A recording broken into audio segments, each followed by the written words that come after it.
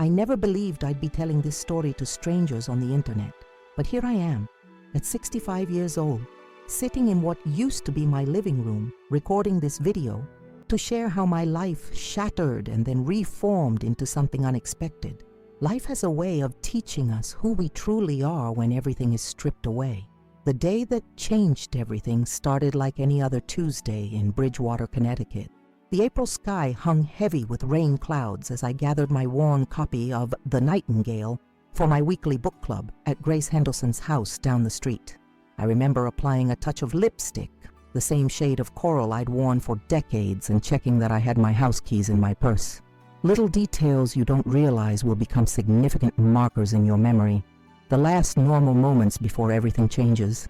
Book club ran longer than usual that evening. We'd gotten into a heated discussion about moral choices during wartime, and by the time we finished, fat raindrops were already spattering the sidewalk. Grace offered to drive me the 4 blocks home, but I declined. A little rain never hurt anyone, I said, pulling up my hood. If only I'd accepted her offer. I might have had a witness to what happened next. I was soaked by the time I turned onto Maple Street. Our 2-story colonial, the house my late husband Thomas and I had helped our son purchase 15 years ago, came into view through the curtain of rain. Something seemed off immediately. The porch light wasn't on, though I always left it burning when I went out after dark, and there were dark shapes piled near the front door that hadn't been there when I left. As I drew closer, my heart began to pound. Those shapes were garbage bags, black plastic stretched tight over lumpy contents. 6, maybe 7 of them. A sick feeling crawled into my stomach as I recognized my quilted bedspread poking out from one bag, the corner dragging in a puddle on the porch. I rushed up the steps, fumbling for my house key, certain there must be some mistake. Perhaps Michael and Rebecca were finally doing that deep cleaning I'd been suggesting for months. But when I slid my key into the lock, it wouldn't turn. I tried again, jiggling it the way you need to sometimes with old locks, but nothing happened. The key simply wouldn't engage. I was still struggling with the lock when the porch light suddenly flicked on, momentarily blinding me. The door opened just a crack, the security chain still engaged. My son's face appeared in the narrow gap.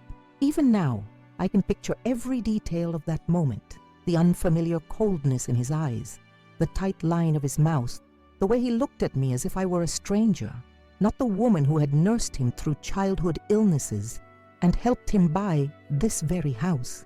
"Michael, what's happening? My key doesn't work," I said, still believing there must be some misunderstanding. His words came out clipped and rehearsed, as if he'd practiced them. "We changed the locks. Those bags contain your things." I stood there, rain streaming down my face, unable to process what he was saying. "I don't understand. Let me in. It's pouring out here." That's when he raised his voice, speaking loudly enough for any neighbors who might be watching to hear. "Now you live on the street. I'm going to live with my wife and my mother-in-law." I reached for the door, trying to push it open, but he slammed it shut. Through the wood, I heard him call, "Try to get in, and I'll call the police for trespassing." For several minutes, I just stood there, rain soaking through my clothes, my mind unable to accept what had just happened. 65 years of life, 40 years of nursing career, raising a son as a widow after Thomas died of a heart attack when Michael was just 14, all reduced to garbage bags on a wet porch. My hands trembled as I touched one of the bags, recognizing the corner of a photo frame through the plastic, the family portrait we'd taken at the beach when Michael was 10, Thomas still alive, all of us smiling at a future we couldn't see. I looked up and down the street, certain someone would help. The Petersons' curtains twitched across the way. They were watching, but their door remained firmly shut. The Demirovs next door had their lights on, but no one came out. Later, I would learn that Rebecca had been systematically poisoning my reputation in the neighborhood for weeks, telling anyone who would listen that I was becoming mentally unstable, that I was becoming a danger to myself, that I had threatened little Emily. All lies, but effective ones. The reality of my situation crashed over me in waves. I had no home. My son had thrown me out. My purse contained exactly $43.27, my ID, a credit card with a modest limit, and a cell phone. The only other things I owned in the world were stuffed into those garbage bags. now getting heavier with rainwater by the minute. I tried calling Michael, but he had already blocked my number. I called Rebecca with the same result. I even tried calling their landline, but it went straight to voicemail. I left a message, my voice breaking. "Please, I don't know what's happening. Let me in. We can talk about whatever's wrong." That message was never returned. With shaking hands, I called Grace from the book club, but there was no answer. She always turned her phone off when she took her evening bath. I tried 2 other friends, but one didn't pick up, and the other lived an hour away in Hartford. I was alone, homeless, in the pouring rain, locked out of the house that my money had helped buy. I managed to drag the garbage bags to my old Honda Civic parked on the street. The trunk and back seat quickly filled with soggy bags containing the remnants of my life.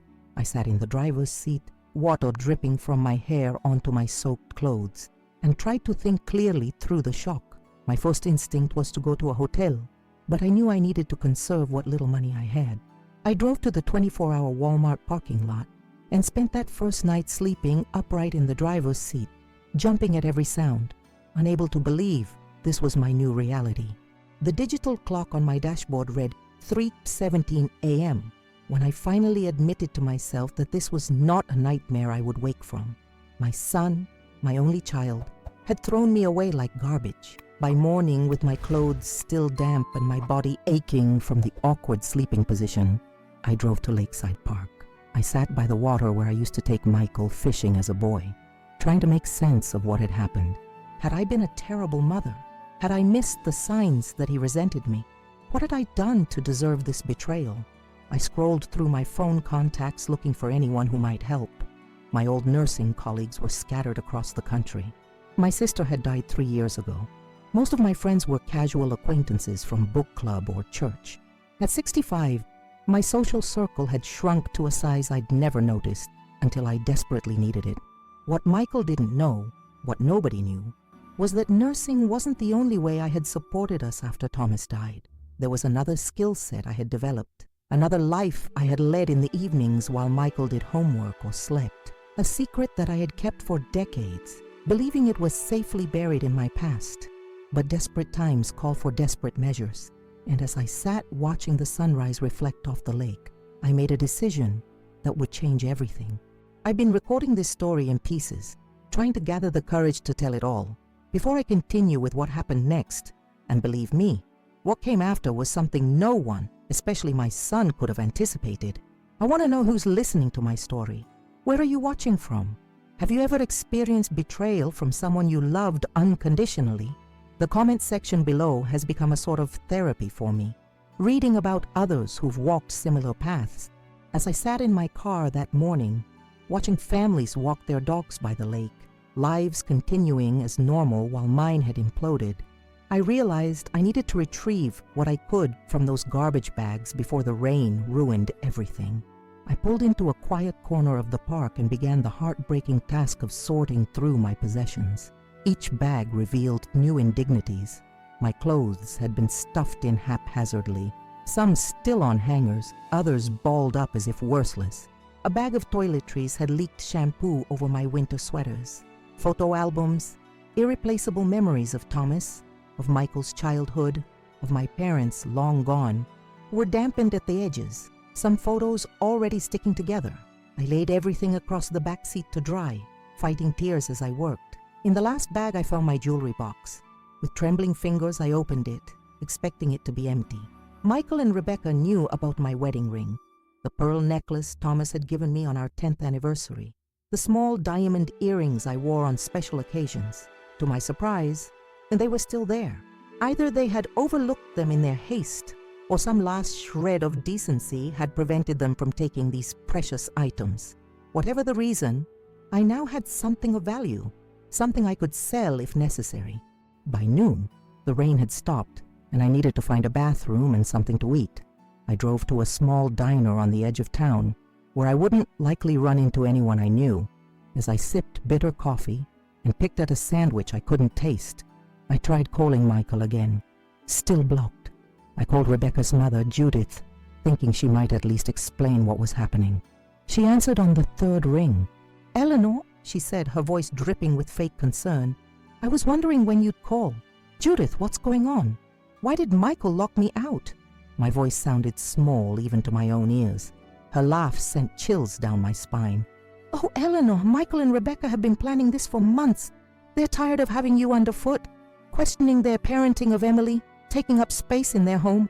Their home? I sputtered. I paid the down payment. My name is on the deed alongside Michael's.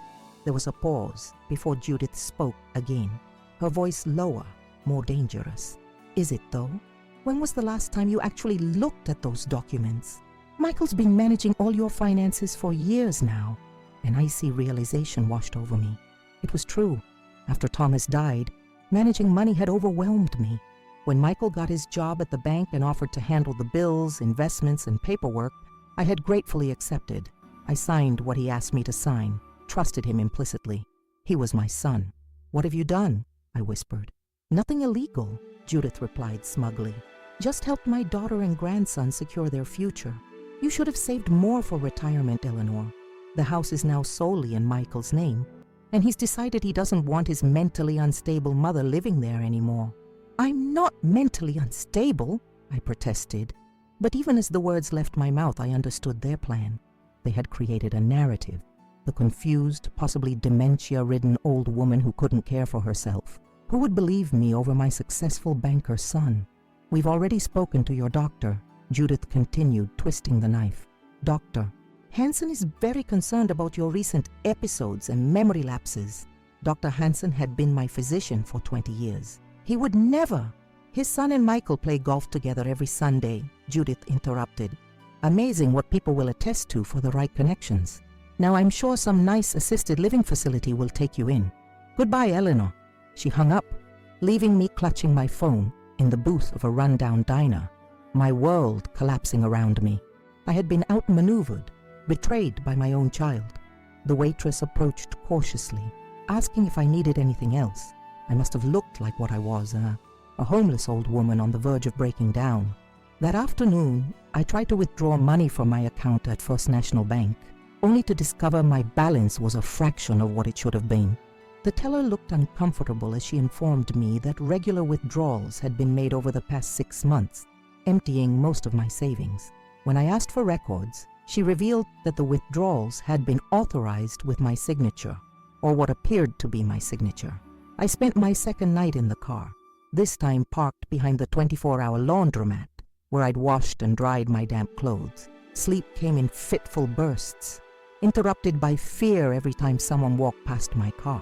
I kept thinking about what Judith had said, about Dr. Hansen, about the house, about my supposedly diminished mental capacity. By day 3, reality had set in. I had approximately $2,800 in my checking account, access to a credit card with a $5,000 limit, and whatever I could get for my jewelry. It wouldn't last long, especially if I stayed in hotels. I swallowed my pride and drove to Hope Haven Shelter, the only homeless shelter in Bridgewater. The intake process was humiliating. The social worker, a young man named Daniel who couldn't have been more than 30, asked questions no one should have to answer at 65. Do you have any family who can take you in? Yes, but they're the ones who put me here. Any history of substance abuse? No, never. Mental health diagnoses? No, despite what my son is claiming. Any chronic health conditions? High blood pressure, controlled with medication I now had only a 2-week supply of. They assigned me a bed in a room with 3 other women. Martha was in her 50s, escaping an abusive husband. Tanya was 22, with a 3-year-old daughter, evicted when she couldn't make rent after losing her job. And then there was Dolores, around 70, who had been at the shelter on and off for years, muttering to herself and clutching a photo album similar to the ones I had rescued from the garbage bags. Looking at Dolores, I saw a possible future version of myself, and it terrified me. This couldn't be how my story ended. Homeless, forgotten, betrayed. That evening, after a dinner of watery soup and bread in the shelter's communal dining room, I sat on my narrow cot and made a list of people who might help me. The list was depressingly short. Most of my friends were casual acquaintances, book club members, former co-workers, church friends. I'd been so focused on my family, on being a good mother and grandmother, that I'd neglected to build a strong support network of my own. But there was one name I hadn't written down. couldn't bring myself to write down. Anthony Salvatore Jr. Few people in Bridgewater knew about my connection to the Salvatore family. On paper, I had been a night shift nurse at Bridgewater General for 40 years. What didn't appear on any official record was that 3 nights a week after my hospital shift ended at 11 p.m., I drove to a nondescript office building in Hartford, where I balanced books and managed accounts for what most people would call organized crime. It had started innocently enough. In 1985, 2 years after Thomas died, I was drowning in medical bills from his final illness and struggling to support Michael on a nurse's salary. Anthony Salvatore Sr. had been admitted to my floor after a minor heart scare. Nothing serious, just a warning. During his 3-day stay, we talked. He was charming, grandfatherly, nothing like what you'd expect from someone whose name was whispered fearfully throughout Connecticut. When he learned I had accounting skills from the business courses I'd taken before switching to nursing, he made me an offer. Come work for him a few nights a week, keep his books in order, ask no questions about certain transactions, and earn triple what the hospital paid me. I was desperate, and Michael needed braces, new clothes, school supplies. I said yes, telling myself it would just be for a year until I got back on my feet. 1 year turned into 5, then 10, then 20. By the time Anthony Sr. died and his son took over, I was an essential part of their operation, the quiet, unassuming widow who could make numbers dance and money disappear and reappear in the right places. I officially retired from that work when I turned 60, around the same time I cut back my nursing hours. Anthony Jr. gave me a generous retirement package, cash of course, which I had kept hidden in a safe deposit box. Michael knew nothing about this part of my life. No one did. Now, sitting on a shelter cot with my worldly possessions in garbage bags under the bed, I contemplated making a call I'd promised myself I would never make. The Salvatores took care of their own. That was their code. But they also expected loyalty in return, and favors from them always came with strings attached. On day 4, I made my decision. I walked to a convenience store several blocks from the shelter and used the payphone outside, not my cell phone, which could be traced. I dialed a number I still knew by heart, despite not having called it in 5 years. A woman answered. "Salvatore Imports. I need to speak with Anthony," I said, my voice steadier than I expected. "Who's calling?" The woman's tone was professionally suspicious. "Tell him it's Eleanor Thompson. I handled his father's special accounts." There was a pause then. 1 moment. Less than 30 seconds later, Anthony Jr.'s voice came on the line. "Mrs. Thompson, is that really you?"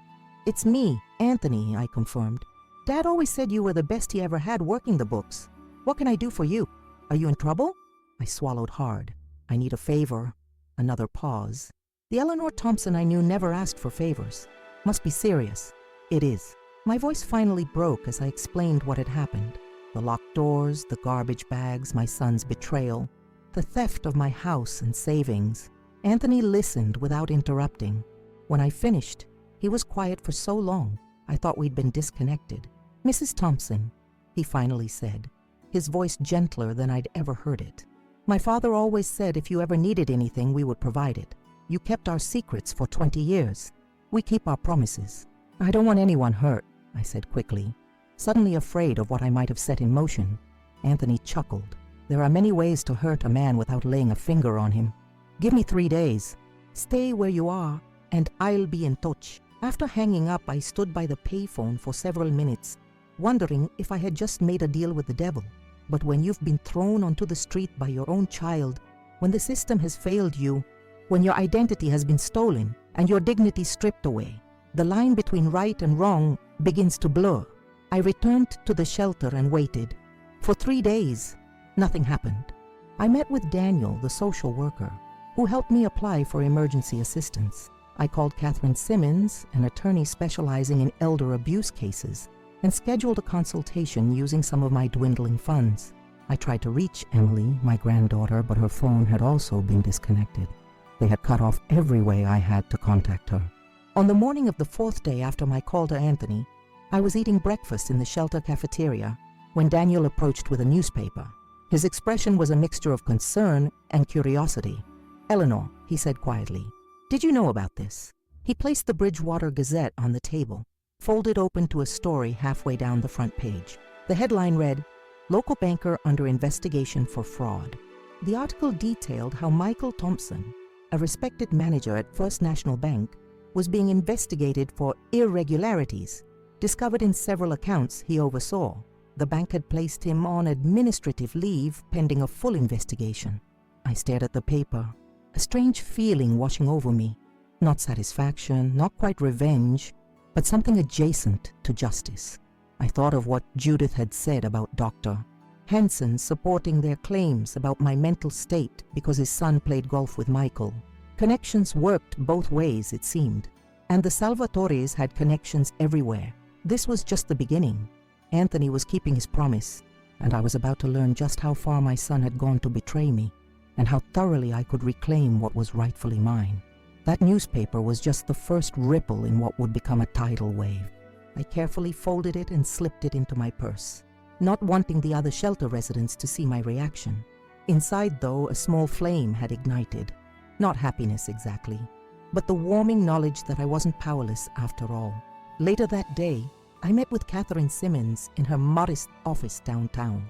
She was younger than I expected for someone specializing in elder law, perhaps 50, with silver-streaked dark hair and reading glasses that she pushed up onto her head when she wasn't reviewing documents. Mrs. Thompson, she said after I'd explained my situation, what your son has done constitutes elder abuse, fraud, and possibly identity theft. The good news is we can fight this. The bad news is it may take months, and legal fees add up quickly. I nodded, having expected as much. I have some jewelry I can sell to cover the initial costs, and I believe I can prove the house is partially mine. I provided 60% of the down payment 15 years ago. Catherine's expression softened. Do you have documentation of that payment? And there was the problem. All my financial records had been kept in a filing cabinet in what had been my bedroom. If they weren't in the garbage bags, and I hadn't found them, then Michael likely destroyed them. I may be able to get bank records from 15 years ago, I said, though I knew how difficult that would be. Catherine made notes on a yellow legal pad. We'll start there. In the meantime, I'll file for an emergency hearing regarding your eviction. No matter whose name is on the deed now, there are proper legal procedures for evicting someone. What your son did, changing the locks and putting your belongings on the porch, was illegal. I left her office with a small measure of hope and instructions to gather whatever documentation I could find. As I walked back toward the shelter, my cell phone rang, a number I didn't recognize. Mrs. Thompson, this is Anthony. My pulse quickened. Yes, Anthony, I saw the newspaper. That's just for starters, he said, a hint of satisfaction in his voice. I've got something for you. Can you meet me at Riverside Park in an hour, near the old bandstand? I agreed, though anxiety knotted my stomach. Despite having worked for the Salvatores for years, I'd rarely met with them in person and never in public. Most of our interactions had been in the back office of their import business or through carefully encrypted communications. Riverside Park was quiet on a Thursday afternoon. Just a few mothers with strollers and elderly couples on benches. I spotted Anthony immediately. Even in his 60s, he maintained the powerful build of the boxer he'd been in his youth. He wore an expensive suit, despite the casual setting, his silver hair perfectly styled. He rose when he saw me approaching, and something in his eyes changed.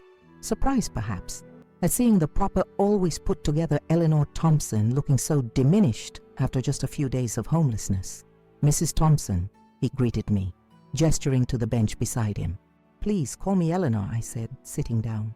After 20 years of formal addresses, it seemed silly to maintain the pretense now. Anthony nodded, then opened a sleek leather briefcase. I've had my people looking into your situation. Your son has been busy. He handed me a folder. These are copies of documents filed with the county over the past 2 years. Property transfers, power of attorney forms, banking authorizations. My hands trembled as I opened the folder. There, on official-looking papers, was my signature, or rather a reasonable facsimile of it, transferring my partial ownership of the house entirely to Michael, granting him power of attorney, authorizing him to manage all my financial affairs. I never signed these, I whispered, the betrayal cutting deeper with each page I turned. Of course not, Anthony said matter-of-factly. The forgeries are good, but not perfect. My guy spotted the inconsistencies right away. I looked up at him. Your guy? A small smile touched his lips. Let's just say we have people who understand the finer points of documentation, both creating and detecting them. I continued through the papers, each one revealing a new layer of my son's treachery.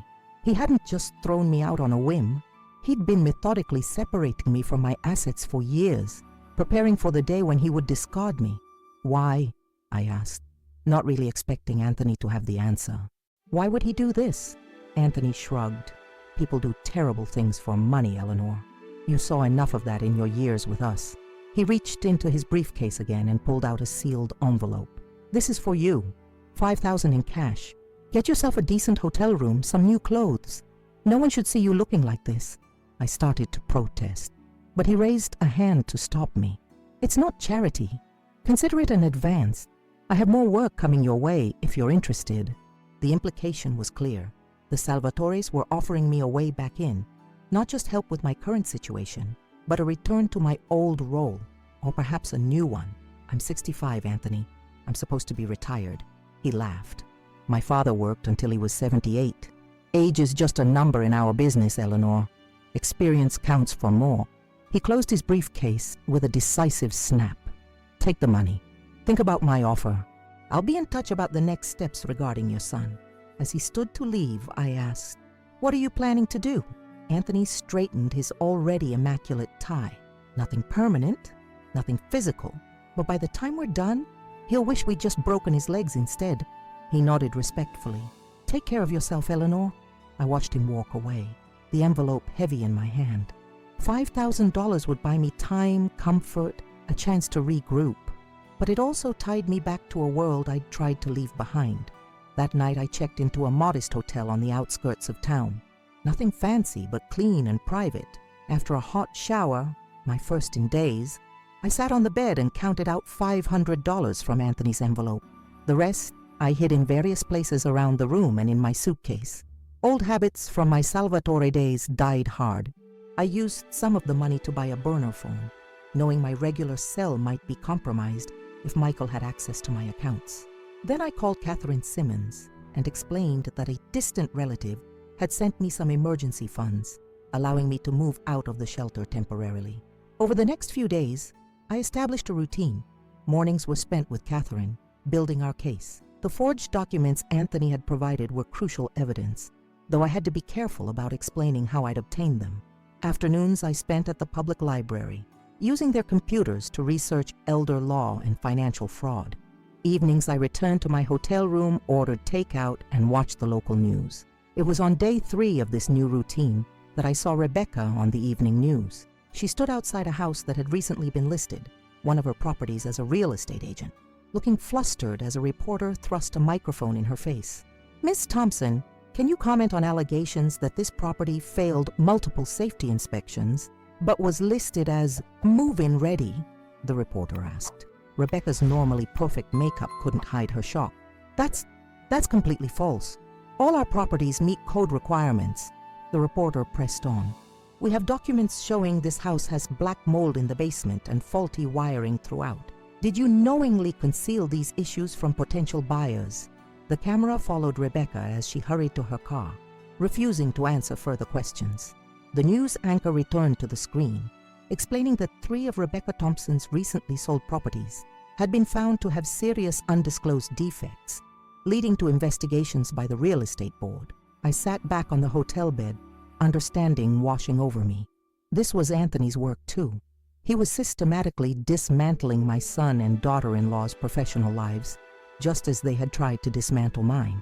The next morning, I received a text on my burner phone. Check your email. I went directly to the library and created a new email account, then messaged the address Anthony had included in his text. Within minutes, I received a response containing only a file attachment. I downloaded it, hands shaking slightly as I opened the document. It was a complete accounting of my finances for the past 5 years, every withdrawal, transfer, and payment made from my accounts. Most damning were the large transfers to an offshore account in the Caymans, an account opened in my name but accessible only by Michael. Nearly $180,000, most of my retirement savings, had disappeared into this account over the past 18 months. I printed the documents and took them straight to Catherine's office. She reviewed them with growing indignation. "This is blatant theft," she said, tapping the papers. "With this evidence, we can not only get your house back, but possibly press criminal charges." "How did you get these records?" she asked, looking up at me suspiciously. "Banks don't normally release this kind of detailed information without court orders." I had prepared for this question. An old colleague from the hospital works at the bank now. She pulled some strings off the record. Catherine seemed satisfied with this explanation, though I could tell she had her doubts. "We'll need to move quickly," she said. "If your son realizes we have this information, he might try to hide the money where we can't reach it." That afternoon, as I walked back to my hotel, my burner phone rang again. "Eleanor, turn on Channel 8 News tonight," Anthony said without preamble. "And maybe visit your mother-in-law tomorrow. She's having an interesting day." He hung up before I could ask questions. That evening, I watched as Judith Warner, Rebecca's mother, was featured in a news segment about property tax fraud. Apparently, anonymous tips had led investigators to discover she had been claiming primary residence exemptions on 3 different properties in 2 states for the past 7 years. The penalties and back taxes would amount to nearly $50,000. The next day, I took Anthony's advice and drove past Judith's condo. 2 official-looking cars were parked outside, and a man in a suit was escorting Judith to one of them, her face a mask of outrage. IRS agents, I guessed, probably executing a search warrant. 3 weeks after being thrown out of my home, I met with Catherine again. She was practically glowing with triumph. "We've been granted an emergency hearing," she announced. The judge was particularly concerned about the evidence of forged documents and financial exploitation. "We go before Judge Martinez next Monday." I should have felt elated, but instead, a strange calm had settled over me. In the past 3 weeks, I had watched as Michael, Rebecca, and Judith's carefully constructed lives began to crumble. Their reputations, careers, and financial security all under attack from unseen forces. My initial shock and hurt had been replaced by a cold determination. They had tried to destroy me, thinking I was just a helpless old woman. They had no idea who they were really dealing with. That weekend, I received another call from Anthony. "We've located your granddaughter's phone," he said. "Would you like to speak with her?" My heart leapt. "Yes, please. I'll text you a number to call. It's secure, untraceable. She's alone right now. Michael and Rebecca are meeting with their lawyers." 10 minutes later, I was listening to Emily's voice for the first time in weeks. "Grandma? Is that really you?" "It's me, sweetheart," I said, tears springing to my eyes. "Are you okay?" "Mom and Dad said you were in a special hospital," she said, her voice small and confused. "They said you were sick and couldn't talk to anyone." "I'm not sick, Emily. I'm perfectly fine." I kept my voice gentle, not wanting to frighten her with the truth. "Your parents and I had a disagreement, but everything's going to be sorted out soon." "Dad's really stressed," she confided. "He keeps yelling at Mom and they're fighting all the time. And Grandma Judith is staying with us now, but she cries a lot." "I'm sorry to hear that," I said, though I wasn't sorry at all. "Emily, listen to me. No matter what happens, I love you very much, and I promise I'll see you soon." "I love you too, Grandma," she whispered. "I have to go now." I think I hear Dad's car. After we hung up, I sat on my hotel bed for a long time, thinking about Emily caught in the middle of this mess. Whatever happened next, I needed to make sure she was protected. Monday morning arrived, and with it, my day in court. I dressed in clothes I'd purchased with Anthony's money. Nothing flashy, just a simple blue dress and cardigan that made me look like exactly what I was, a respectable retired nurse who had been wronged by her family. As Catherine and I approached the courthouse, I spotted a familiar black car parked across the street. Anthony sat behind the wheel, watching. Our eyes met briefly, and he nodded once. I had powerful allies now, and my son was about to discover just how formidable his confused old mother could be. The courthouse steps felt steeper than they should have as Catherine and I made our way inside. Every eye seemed to be on us, though I knew that was just my imagination. To most people, we were just another case on the docket. An unremarkable older woman and her attorney headed for a hearing that would be forgotten by lunchtime. Inside, The marble-floored lobby echoed with footsteps and hushed conversations. Catherine guided me toward courtroom 3, her hand lightly on my elbow as if she sensed my nervousness. We were early by design. Catherine wanted us settled and composed before Michael and his attorney arrived. "Remember," she whispered as we took our seats, "Judge Martinez has a reputation for being fair but strict. Let me do the talking unless you're directly addressed. And when you do speak, keep it simple and factual." I nodded, my throat too tight for words. Despite everything that had happened, despite the cold calculation with which my son had betrayed me, a part of me still couldn't believe we were here, in a courtroom, opponents in a legal battle. 20 minutes later, the courtroom doors opened and Michael walked in with a man I assumed was his lawyer, tall, silver-haired, carrying an expensive leather briefcase similar to Anthony's. My son looked thinner than when I'd last seen him, his face drawn with stress. He wore his navy court suit, the one he'd purchased for jury duty 3 years ago. I remembered helping him pick it out. Our eyes met across the room. I expected anger, perhaps defiance. Instead, I saw a flicker of something else. Fear, uncertainty. Whatever it was, he quickly masked it, leaning to whisper something to his attorney. Rebecca entered a moment later, sliding into the bench behind them. Her normally perfect hair was pulled back in a hasty ponytail, her makeup minimal. She didn't look at me at all. I leaned toward Catherine. "Where's Judith?" "Probably dealing with her tax issues," Catherine replied with the ghost of a smile. Her presence wouldn't help their case anyway. Judge Martinez entered, a compact woman with silver-streaked black hair and rectangular glasses, and court was called to session. After preliminary introductions, she reviewed the case file with an expression of increasing displeasure. "This is a troubling case," she began, looking first at me, then at Michael. "We have allegations of financial exploitation, identity theft, illegal eviction, and elder abuse. Mr. Thompson, these are serious charges against your own mother." Michael's attorney stood.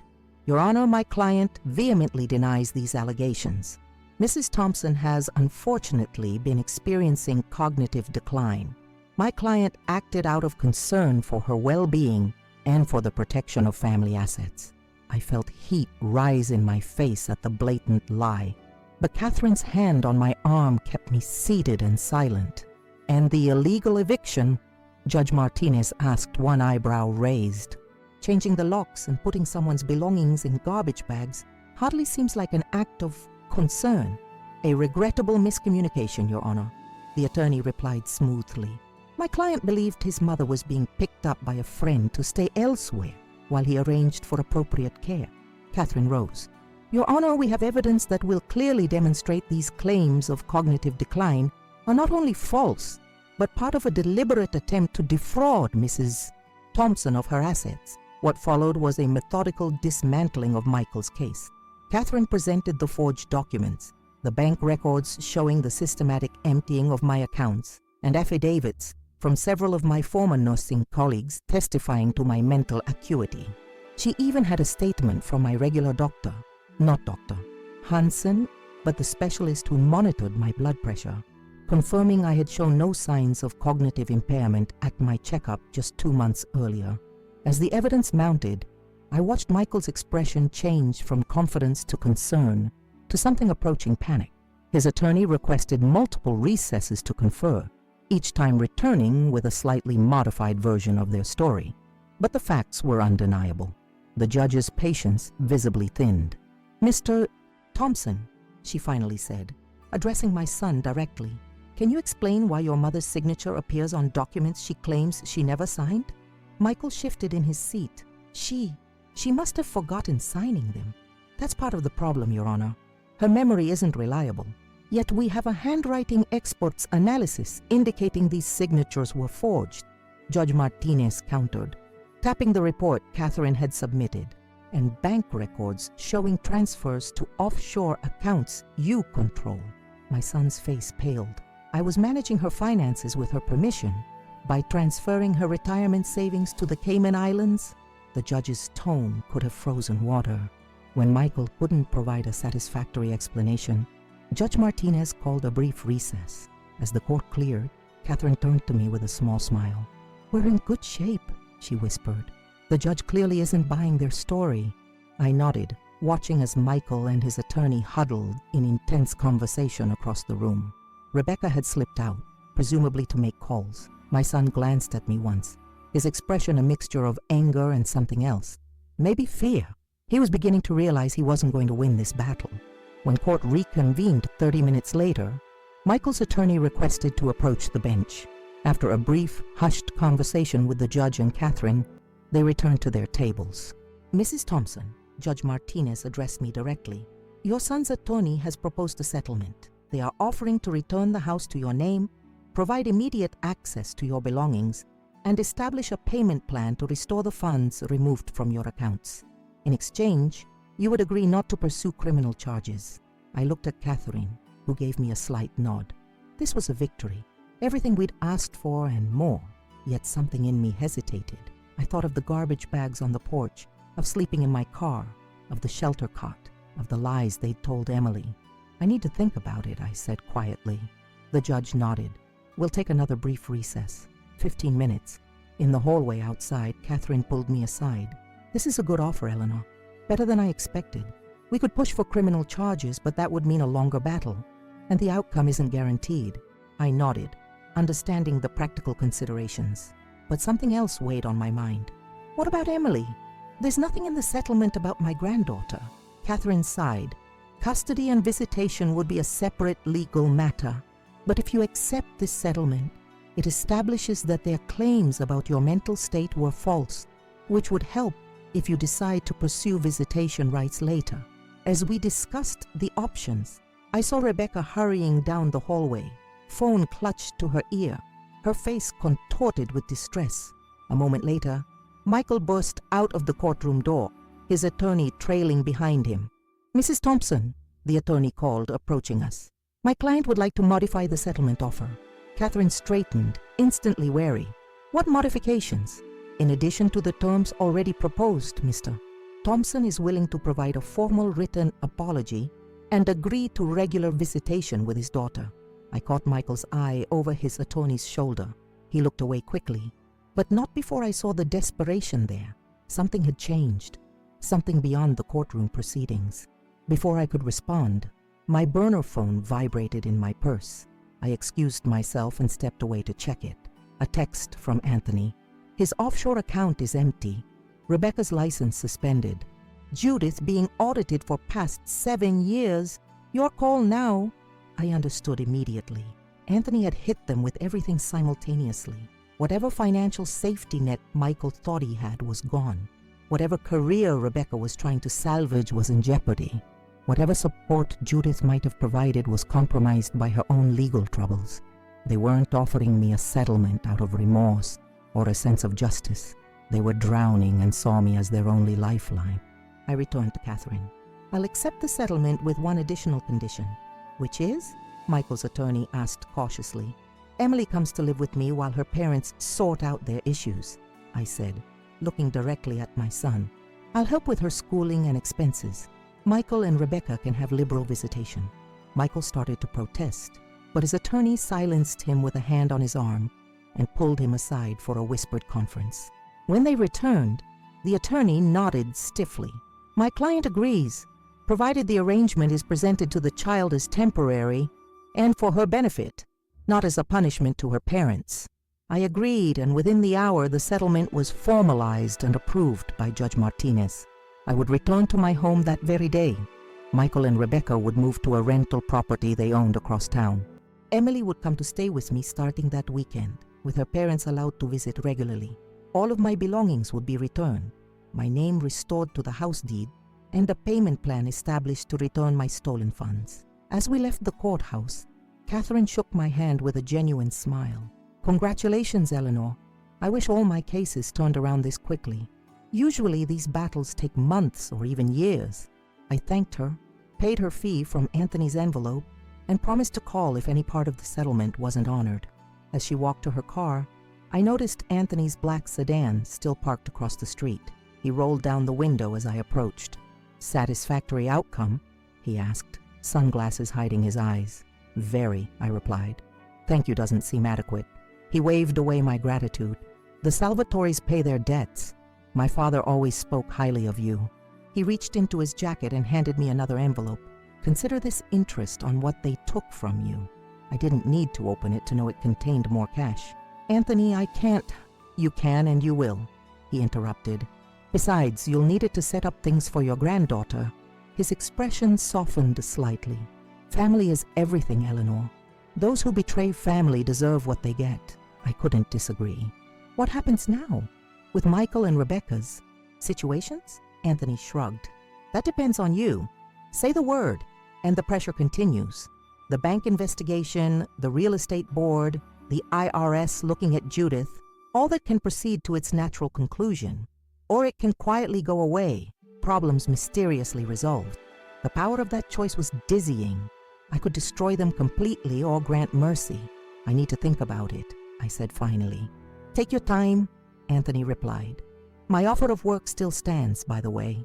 When you're settled, nothing complicated, just consulting, reviewing some books. We miss your expertise. I promised to consider it and watched as he drove away, leaving me standing on the courthouse steps with a settlement agreement in one hand and an envelope of cash in the other. From homeless and desperate to holding all the cards in just 3 weeks. The Salvatores worked quickly. Michael and Rebecca were waiting by my old Honda in the parking lot, looking uncomfortable and out of place beside the modest vehicle. Michael held out a set of keys. My house keys, I presumed. We've moved most of our things, he said stiffly. We'll get the rest tomorrow while you're meeting with the bank. I took the keys without comment, studying my son's face. He looked older somehow, the confident banker replaced by a man whose carefully constructed life was collapsing around him. Rebecca stood slightly apart, arms crossed defensively, still not meeting my eyes. Why? I asked simply. It was the question that had haunted me since that rainy night on the porch. Michael's jaw tightened. We needed the money. Rebecca lost some big listings last year. Judith had tax problems. Emily's private school tuition doubled. So you stole from me? Your own mother? You could have asked for help. He laughed bitterly. Would you have given us $180,000? No, I admitted. But I wouldn't have thrown you onto the street with garbage bags either. Rebecca finally spoke, her voice tight with suppressed emotion. It wasn't supposed to happen like that. We were going to move you to assisted living. Tell everyone it was for your own good. But then you started asking questions about the accounts, and we panicked. I looked between them, these two people I had known so intimately. My son, whom I had raised alone after Thomas died. The woman he had chosen as his partner. There was no remorse in their expressions, only regret at being caught, fear of the consequences still hanging over their heads. Emily will need her things packed by Friday, I said coolly. Her room is still set up at the house. Nothing there has been disturbed, I assume. Michael shook his head. We didn't touch her room. Good. I'll expect you both for dinner on Sunday, 6 o'clock. Emily will want to see you, and we need to establish a new normal for her sake. They looked startled by the invitation, but nodded in agreement. As they turned to leave, I called after them. One more thing. The problems you're both facing, with the bank, the real estate board, Judith's tax issues, I can make those go away, or I can let them run their course. That depends entirely on your behavior moving forward. The shock on their faces was almost worth everything I'd been through. They had never suspected, never imagined that their quiet, accommodating mother and mother-in-law could have such power. How could you possibly, Michael began. I cut him off with a small, secretive smile. You'd be surprised what a retired nurse can do, Michael. You never really knew me at all. As I drove home after weeks of homelessness, I felt a strange mixture of triumph and sorrow. I had won completely and utterly. I had my house back, my finances secure, my granddaughter coming to live with me, and my son and daughter-in-law at my mercy. Yet the family I had once known was gone forever, replaced by a new reality where power and secrets replaced trust and love. But perhaps that family had never really existed except in my imagination. Perhaps Michael had always been calculating, Rebecca always resentful, Judith always manipulative. Perhaps I had been naive to think blood guaranteed loyalty. As I pulled into the driveway of my home, I realized one thing with absolute certainty. I was done being naive. Eleanor Thompson, the quiet, accommodating nurse and mother, had died the night they put her belongings in garbage bags. In her place stood someone new, someone who understood power, who had connections in dark places, who knew how to fight back.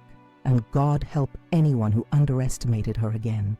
The house looked exactly the same from the outside. The white colonial with black shutters, the carefully maintained flower beds now showing signs of neglect after just a few weeks without my attention. But as I turned my old key in the new lock, I knew everything had changed. I stepped into the foyer, breathing in the familiar scent of lemon polish and the faint trace of the cinnamon candles I always kept in the living room. For a moment, I simply stood there, letting the reality wash over me. I was home, not in a shelter bed or a hotel room or my car, but home. Michael and Rebecca had cleared out most of their personal items as promised, leaving behind the furniture and household goods. I moved through the rooms slowly, taking inventory. The kitchen was intact, though someone had helped themselves to my good copper pots. The living room looked sparse without the family photos that had once lined the mantel. Upstairs, my bedroom had been stripped of everything except the mattress and bed frame. The closet stood empty, hangers rattling like bones when I slid open the door. Only Emily's room remained untouched, as if preserved in amber.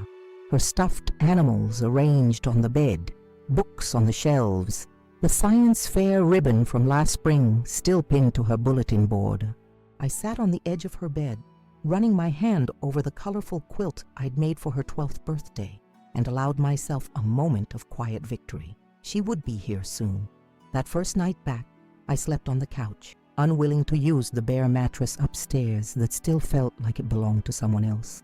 In the morning, I made a list of everything I needed to do: buy new sheets and towels, replace the clothes that had been ruined in the garbage bags, change all the utilities back into my name, and most importantly, prepare for Emily's arrival. I was sipping coffee at the kitchen table when my burner phone rang. It was Anthony. "Settling in?" he asked, his tone suggesting he already knew the answer. "Yes, thank you. The house feels different, but it's mine again." "Good." A pause. "Have you thought about my offer?" I had, in fact, spent much of the night thinking about it. The Salvatores had helped me when I was desperate, had wielded their considerable influence to restore what was rightfully mine, but I knew better than most that their help never came without strings. "I'm grateful for everything you've done," I said carefully, "but I need to focus on my granddaughter right now. She's coming to live with me, and I want to do things right." Anthony was silent for a moment. "I understand family comes first, but consider this. The consulting work I'm offering is minimal. A few hours a week, reviewing books, offering advice on financial structures, nothing that would take you away from your granddaughter, and the compensation would be substantial." The temptation was undeniable. Even with my savings eventually restored through Michael's payment plan, money would be tight. Emily's private school tuition alone would stretch my budget to its limits. "Let me think about it," I said finally, after Emily settled. "Fair enough," Anthony replied. "In the meantime, I have something for you. Check your email in an hour." True to his word, an email arrived containing documents about an educational trust established for Emily, with me as the trustee. The trust contained enough money to cover her private school tuition through high school and 4 years of college. A note attached simply read, "For the girl, no strings, A." I sat at my computer, staring at the documents in disbelief. This wasn't a loan or a payment for services. It was a gift, pure and simple. I knew enough about Anthony Salvatore Jr. to understand this was unprecedented. The Salvatores didn't give gifts without expecting something in return, except perhaps to family. That realization hit me with surprising force.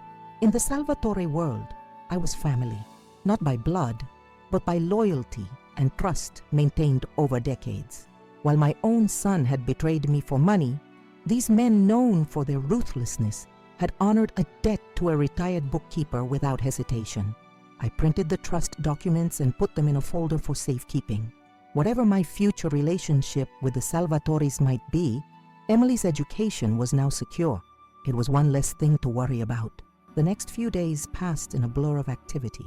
I opened new bank accounts, changed the locks again, this time keeping the only keys, and slowly replaced the necessities that had been damaged or disappeared. Catherine called to confirm that all the legal paperwork was being processed as agreed, and that the first installment of Michael's repayment had been deposited. On Friday afternoon, I stood in the driveway watching Michael's car approach. Emily was coming home.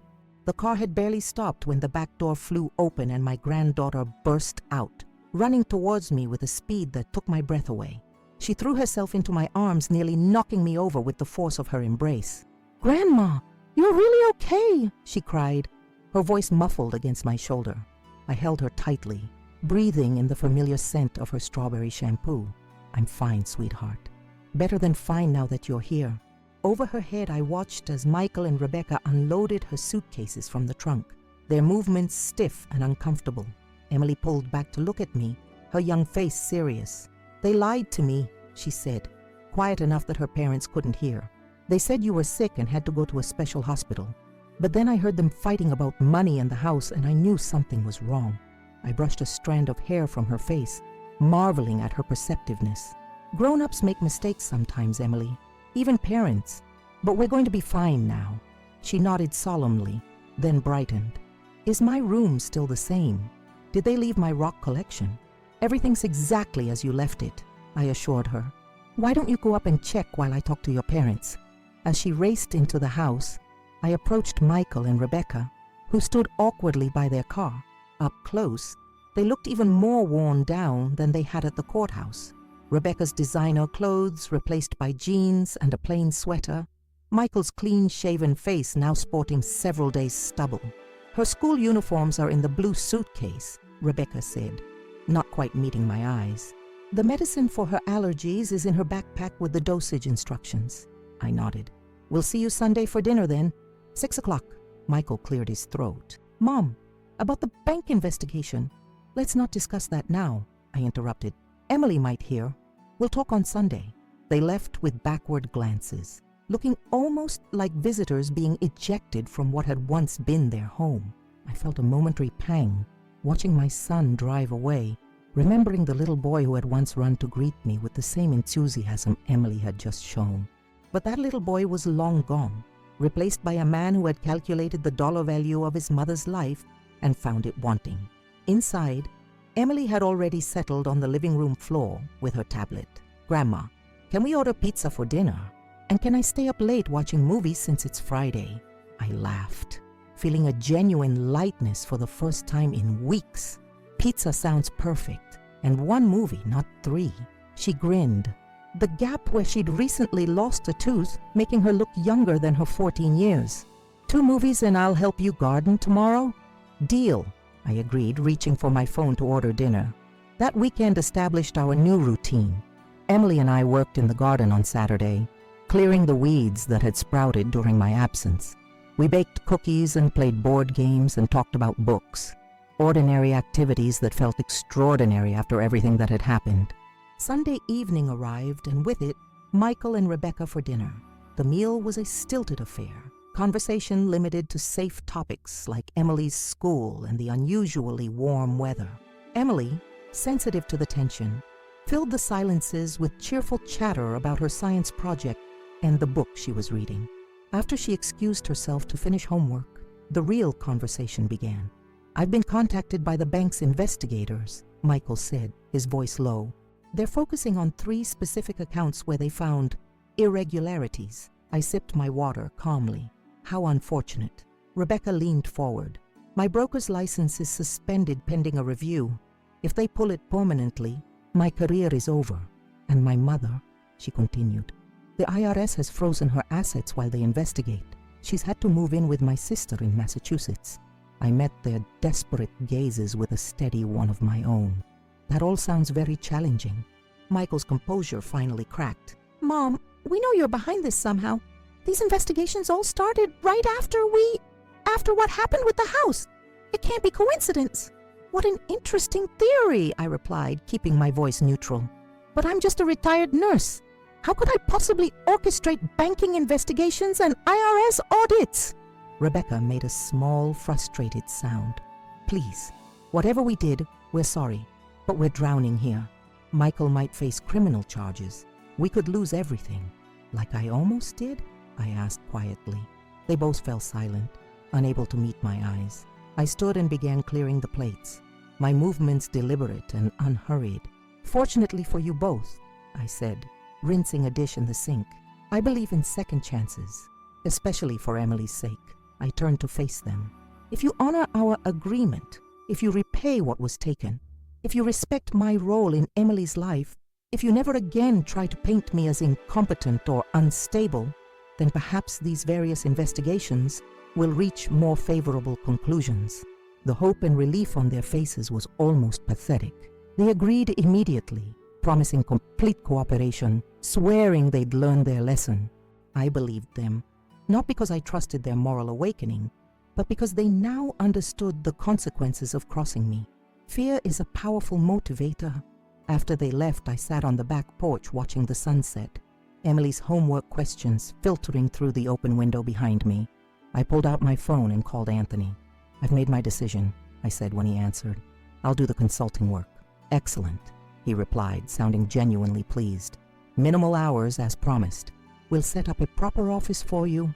Nothing connected to the main businesses, of course. One condition," I added. "The investigations into my son and his wife. I want them resolved, not dropped entirely.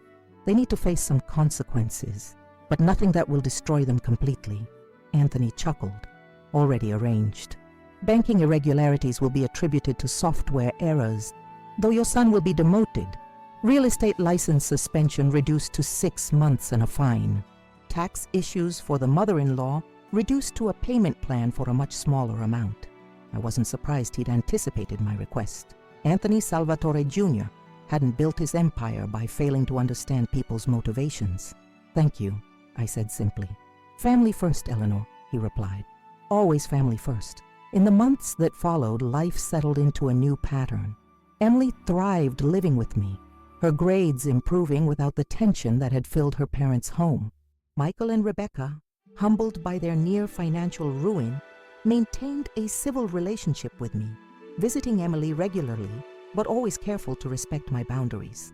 3 mornings a week, I drove to a small, elegant office in a renovated Victorian house in Hartford, where I reviewed financial documents for what was officially called Salvatore Import Consulting. The work was interesting, the hours flexible, and the compensation more than generous. If some of the transactions I structured existed in legal gray areas, I chose not to examine them too closely. On my 66th birthday, 6 months after the day I'd found my belongings in garbage bags on the porch, Anthony invited me to dinner at an exclusive restaurant. After an excellent meal, he presented me with a small wrapped package. "From the family," he said, watching as I opened it.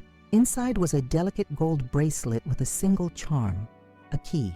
"It's beautiful," I said, genuinely touched by the gesture. Anthony's expression was unusually earnest.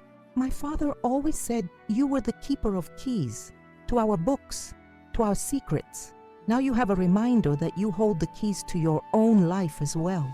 I fastened the bracelet around my wrist, feeling its slight weight as a tangible reminder of how much had changed. From a desperate homeless woman sleeping in her car to a respected consultant with power and connections, all because I had refused to remain a victim. Later that night, as Emily slept upstairs and the house settled around me with its familiar creaks and sighs, I sat in my garden looking up at the stars. The same stars had shone down on me that rainy night when my world had collapsed. I had lost so much: my naive trust in family, my belief in my son's love, my identity as simply a mother and grandmother. But I had gained something too: strength I never knew I possessed, allies in unexpected places, and a clear-eyed understanding of power. I was no longer the woman who could be discarded in garbage bags on a rainy night. I had become someone new, someone even my own son had learned to fear. Some might call it a tragedy, this transformation, but sitting in my reclaimed garden, my granddaughter safe under my roof, my future secure through connections that existed in shadow, I could only see it as justice. Not perfect justice, perhaps. Those are rare in this imperfect world, but justice nonetheless. The woman who returned to this house was not the woman who had been driven from it. That woman died on the shelter cot, amid the garbage bags in the lonely hotel room. In her place stood someone wiser, harder, more powerful, someone who would never again be at anyone's mercy. I touched the key charm on my bracelet, feeling its shape against my fingertips. Some might not understand the choices I'd made, the allies I'd chosen, but they hadn't stood on a rainy porch with their life in garbage bags. They hadn't heard their child say, "Now you live on the street." Those who judge have never had to rebuild from nothing. I had, and I'd done it on my terms. The house was mine. Emily was thriving.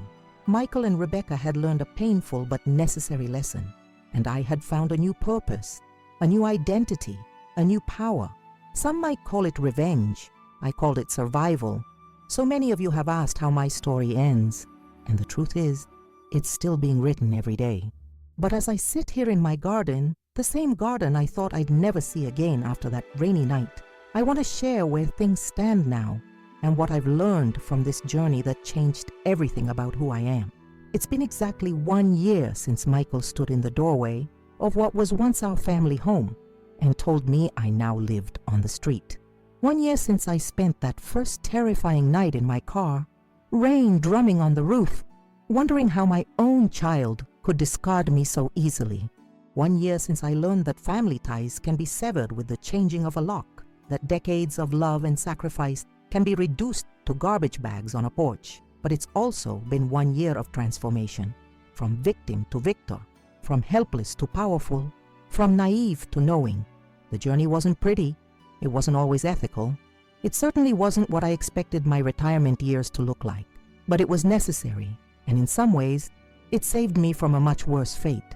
Today, Emily continues to thrive under my roof. Her science project on urban ecosystems won first place at the state competition last month. She's talking about environmental engineering as a potential college major, and thanks to the educational trust that's been established, she can attend any university that accepts her. Every morning when I see her at the breakfast table, hair still tousled from sleep, I silently thank whatever forces in the universe allowed me to keep this precious girl in my life. Michael and Rebecca have settled into their new reality. The consequences they faced were significant, but not devastating, exactly as I intended. Michael works at a smaller bank now, in a reduced position with closer supervision. Rebecca has regained her real estate license after the 6-month suspension and mandatory ethics training. They visit Emily twice a week, and our Sunday dinners continue, though they're still somewhat strained. They are unfailingly polite to me now, even deferential at times. Fear has a way of reshaping relationships. As for Judith, she eventually returned from Massachusetts after her tax issues were partially resolved. She avoids me completely, which suits us both. Emily visits her occasionally, always returning with stories of how her other grandmother complains about her reduced circumstances. Some lessons are harder to learn than others. My work with the Salvatore family continues 3 mornings a week. I've discovered I have a talent for this particular kind of financial engineering. Perhaps I should have pursued it from the beginning instead of nursing.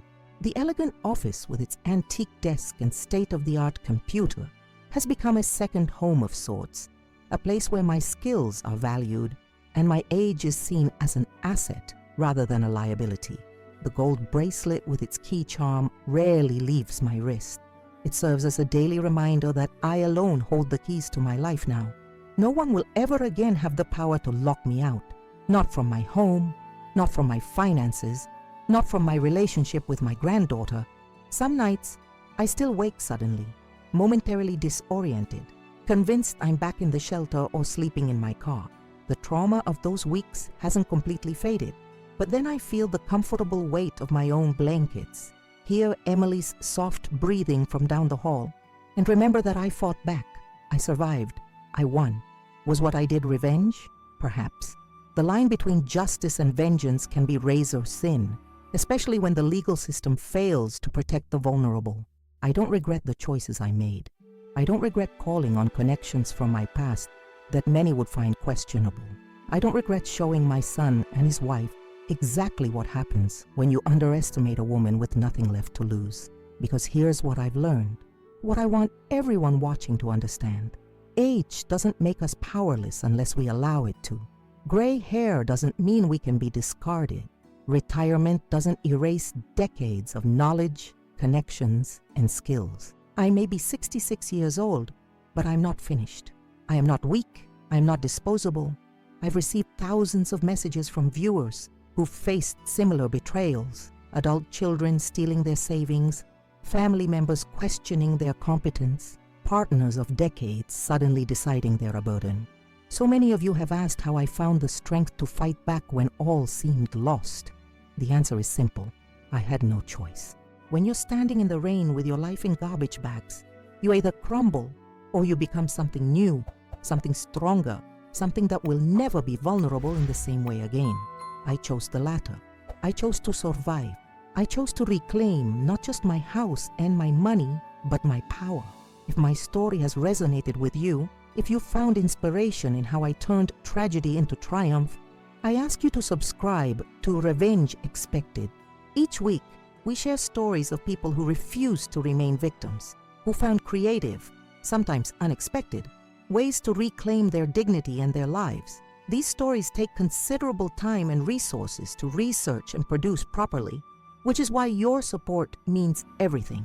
Hit the subscribe button right now. Turn on notifications so you never miss a new video. If you haven't watched the other stories on this channel, I urge you to do so. Some are even more dramatic than mine, though I admit I'm partial to my own journey. Leave a comment below sharing your thoughts. Have you ever been betrayed by family? How did you respond? What would you have done in my situation? Your comments create a community of support for everyone watching who might be going through something similar right now. And if my story has truly impacted you, please consider using the Super Thanks feature to make a small donation. These contributions directly fund our ability to bring you new stories daily, covering the production costs that make this channel possible. Your generosity helps ensure that voices like mine, voices of those who society often tries to silence or ignore, continue to be heard. I read every comment personally. I'm deeply moved by how many of you have shared your own stories of betrayal and resilience.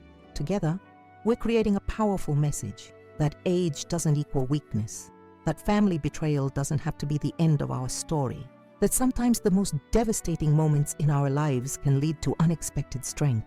This is Eleanor Thompson, signing off from my garden in Bridgewater, Connecticut. Remember, revenge isn't about destruction. It's about reconstruction. It's about building something new and powerful from the ashes of betrayal. It's about ensuring that those who thought you were powerless learn exactly how wrong they were. Thank you for listening to my story. I'll see you in the comments and in next week's video. Until then, stay strong, stay vigilant, and never underestimate your own power to change your circumstances. No matter your age, no matter how dire things seem, I'm living proof that it's possible.